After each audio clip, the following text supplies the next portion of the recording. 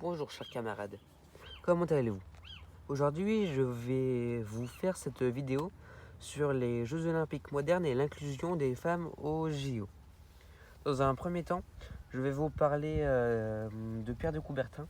Je vais vous faire juste une toute petite biographie. Et après nous allons passer au sujet de cette vidéo. Déjà, Pierre de Coubertin était baron et il était parisien. Il est né le 1er janvier 1863 dans le 7e arrondissement parisien. Pierre de Coubertin pense que pour rendre le sport plus populaire, il faut l'internationaliser.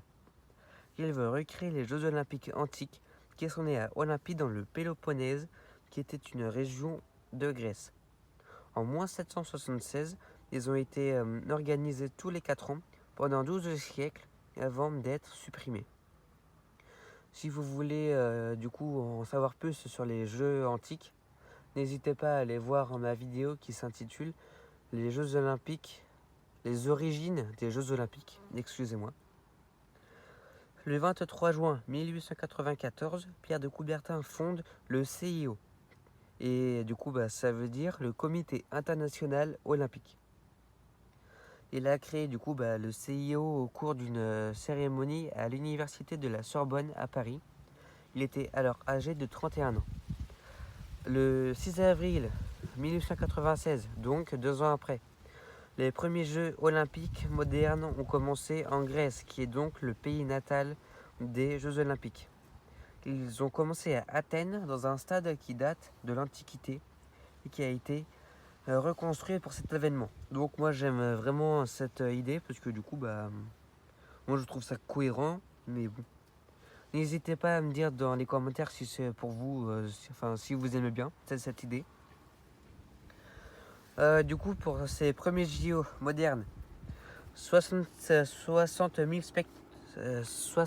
spectateurs se sont rassemblés pour regarder 241 athlètes de 14 pays différents qui ont pratiqué 9 disciplines différentes qui sont l'athlétisme, la lutte, l'haltérophilie, l'escrime, la natation, le cyclisme, le tennis, le tir et la gymnastique. Il a créé aussi du coup la devise qui est, je cite, plus vite, plus fort, plus haut. Et c'est Coubertin qui a créé ce drapeau, enfin le drapeau des JO. N'hésitez pas à aller voir mon short qui dit ce que représentent les 5 anneaux. C'est du coup le titre de ce short, c'est que représentent les 5 anneaux des Jeux Olympiques. Coubertin veut que les sportifs soient amateurs car l'argent ne doit pas salir le symbole olympique. Le vainqueur reçoit une médaille d'argent et une couronne de branches d'olivier, comme à l'époque. Et le deuxième reçoit une branche de laurier et une médaille de cuivre. C'est pas comme aujourd'hui où on distribue médaille d'or, médaille d'argent et médaille de bronze, parce que au début il n'y avait même pas de troisième. Ni dans les Jeux Olympiques antiques, ni au début des Jeux modernes. Donc bon, il a bien évolué. Pour Coubertin, les Jeux Olympiques sont censés être réservés essentiellement aux hommes. Et il faudra attendre les 1900 pour que les femmes puissent accéder aux Jeux Olympiques. Mais que pour quelques épreuves, comme le tennis sur gazon et la voile. Il faudra attendre 28 ans pour qu'elles puissent faire de l'athlétisme. Donc, cela progresse.